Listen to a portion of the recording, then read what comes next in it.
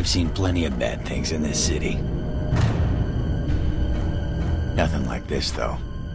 Well, Ethan Thomas in the first game had a rather tough time. He was a victim of some sort of dark, unknown element, which pushed him into some downward spiral, and he basically found himself into this abyss that he couldn't get out of.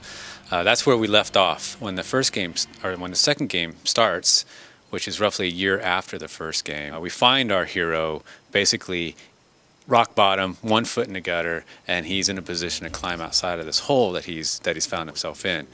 And so in the course of doing that, he learns quite a bit about himself, as well as why the city is gone awry in such a horrible manner. Yeah, what's important for us is to develop a character that people can identify with and perhaps could understand his weaknesses as well as his strengths, which helps us define him as a character. And I think just makes the overall experience and the struggles that he's going through more contextual, and hopefully people can identify with that. I think the movies that people tend to enjoy is when they can identify with the character and that the character has some sort of depth to him.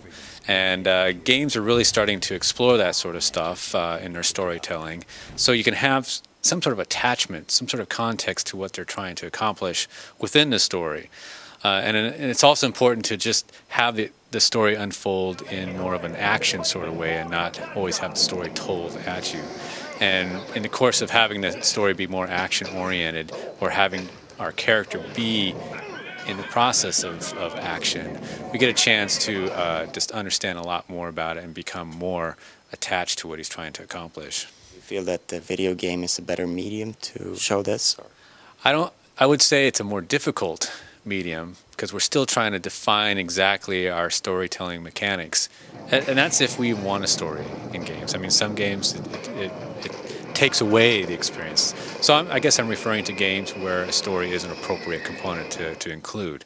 But I would say it's difficult at this point because we don't have the luxury of being in control of everything that the viewer takes in. The forensics really offers us a great vehicle of telling the story that's unique. I would say more unique than what we find in some other games.